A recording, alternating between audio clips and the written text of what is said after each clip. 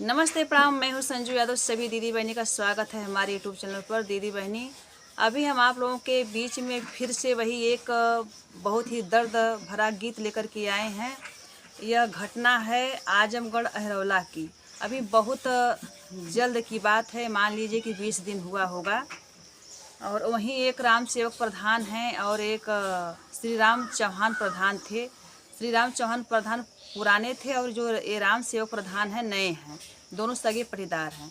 अभी जल्द की बात है दीदी बहनी, हमारे चैनल पर गाना भी पड़ा है और आप लोग देख सकते हैं कैसे जो है कि निर्दयी राम सेवक प्रधान श्री राम चौहान का जो है कि हत्या कर देते हैं। वही राम सेवक प्रधान के गांव में एक बुढ़िया माई रहती हैं और उनके साथ भी राम सेवक वही घटना करते हैं। दारू उनके बेटे को पिला करके पूरी जो है कि ज़मीन अपने नाम करवा लेते हैं। और राम सेवक प्रधान इतने बड़े महागुंडा हैं कि उनसे उनका पूरा गांव जो है कि कांपता है, थर थर थर थर कांपता है। वहाँ की बहन बेटियां भी सेफ नहीं है दोस्तों। तो देखिए कि कैसे उस विधवा जो है कि बूढ़ी माई के एक ही संतान होती है, वो भी निकम्मा दारूबाज रहता है। उसको दारू पिला पिला कर कैसे राम सेवक प्रधान जो है कि ज़बरदस्ती बेईमानी से उनका ज़मीन अपने नाम करवा लेते हैं। अब बूढ़िया माई का दर्द आप लोग सुनिए, कितना रो रो के गुहार लगा रही हैं सभी जो है कि सरकारों को, सभी भाइयों बहनों को। तो आप लोग हमारे गीत को पूरा अंत तक सुनिएगा दीदी बहनी। अगर आप लोगों को पसंद आता है हमारा गीत तो आप लोग हमारे चैनल को सब्सक्राइब करें। हमारे चैनल का नाम है संजू सुभाष ऑफिशियल। तो प्लीज़ दोस्तों, पूरा गीत सुनने के बाद आप लोगों की क्या राय है बूढ़ी माई के ऊपर, उस प्रधान के ऊपर, आप लोग कमेंट बॉक्स में ज़रूर बताइएगा।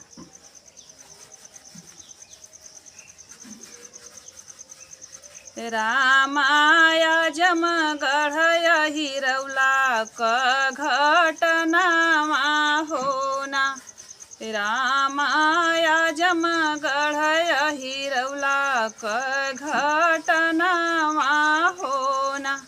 अरे राम ओही राम सेवक परधनवा होना। राम ओही कै राम सेवक परधनवा होना।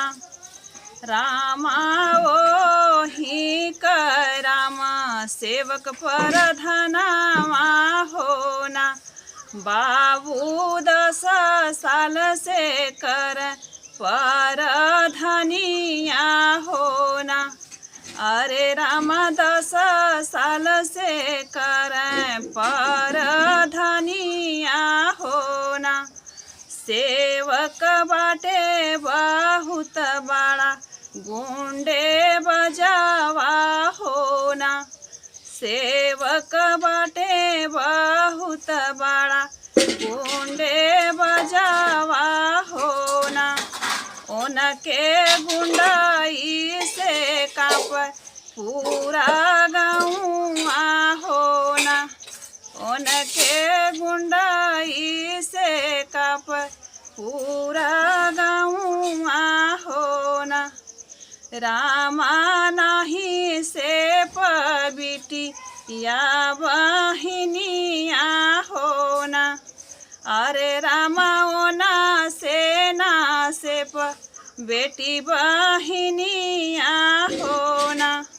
सेवक बहुत बड़ा हम बेईमानवा होना। रामा बहुत बड़ा सेवक बेईमानवा होना। रामा वही गाँव का बूढ़ी एक महतरिया होना। अरे रामा वही गाँव का बूढ़ी एक महतरिया होना। उनके कोखिया में एक लौता बेटा हुआ होना। उनके कोखिया में एक गोला लनावा होना। जे करनमा बाटे राज, जे करनमा बारा में राज भरावा होना। जे करनमा बारा में राज भरावा होना। मैया पाली पोसी कैली तैयारवा होना। अरे रामा पाली पोसी कैली तैयारवा होना। अरे रामा 10 साल का भैला जब ललनामा होना। रामा 10 साल का भैला जब ललनामा होना। अरे रामा छूटी गईल बूढ़ा ऊ का संघामा होना। रामा छूटी गईल बूढ़ा ऊ का संघामा होना। मैया बेटावा के देखी कर संतोषवा होना।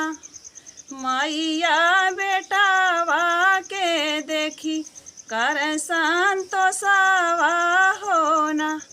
रामेश जौने दिनमा हुई है मोर सयनामा होना। ललना जौने दिनमा हुई है मोर सयनामा होना। रामा कटी जई है हमरो रात दिनामा होना। अरे रामा कटी जई है हमरो रात दिनामा होना। मैया लाला के ना जननी मैया लाला संगमा खेवली राड़े पावा होना।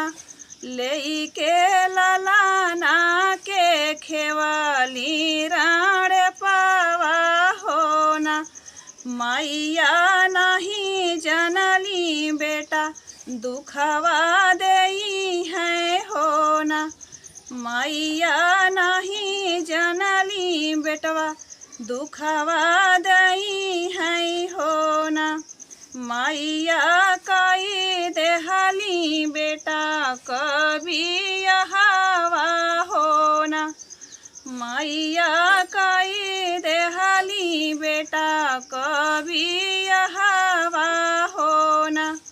उनके होई गईल 4 गो ललनामा होना। बहू के होई गईल 2-4 ललनामा होना। रामा 3 गो बेटवा एक बिटियावा होना। रामा 3 गो बेटवा एक बिटियावा होना। रमेश रात दिन पिए दारू गजावा होना। रमेश रात दिनमा पिए दारू गजावा होना। रामा दारू का पियाई देख धनिया होना। अरे रमोना करना सवा देख धनिया होना। रामा झट दे पहुँचनी कांच हरिया होना। अरे रामा झट धनिया पहुँच कांच हरिया होना। रामा कुला हो जामिनी पलगावेली जे इसटे होना। रामा खेतावा पैसा लगवाली होना। रामा सेवक रतिया दिनवा पिए दरुआ होना। रामा सेवक रात दिन दारू पिया मैं होना। राम सेवक रात दिनवा दारू पिया वाले होना। रामा ले हलै 22 खेतवा होना। रमेश लिखी दे हलै 22 खेतवा होना। इह जे खबरिया पवली रमेश का धनिया होना। रामा बंद कैली बूढ़ा माई का दाना पनिया होना। रामा बंद कैली बूढ़ा का दाना पनिया होना। अब देखा दीदी बहनी की सौती का झल कठौती। गलती करत बा पति और सजा मिलत बा बूढ़ा माई के। जैसे कहावत बा, रामा सवाती का झल दे कठवाती होना। अरे रामा सवती झल उतारे ली कठवाती होना। रामा नहीं देली बूढ़ा के जे खनावा होना। कहे पतोहिया बूढ़ा जब तोहू मरबू होना।